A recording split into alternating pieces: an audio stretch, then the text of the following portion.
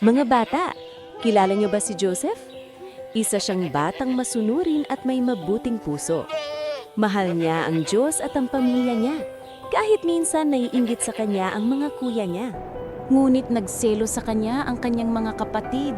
Ibinenta nila si Joseph sa mga mangangalakal papuntang Egypt. Ang sakit, di ba? Pero hindi siya nagtanim ng galit. Sa Egypt, naging alipin si Joseph. Pero kahit mahirap ang buhay, ginawa niyang tama at nagtiwala siya kay Lord. Kaya pinagpala siya at naging katiwala ni Potiphar. Ngunit kahit gumawa siya ng tama, nakulong pa rin siya dahil sa kasinungalingan. Pero hindi siya sumuko. Alam niyang may magandang plano si Lord. Isang araw, nagkaroon ng kakaibang panaginip ang hari. At si Joseph lang ang nakapagpaliwanag nito.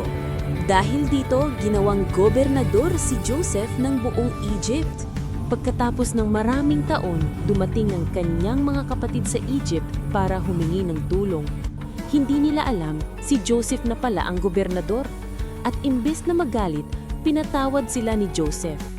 Mga bata, si Joseph ay batang may mabuting puso.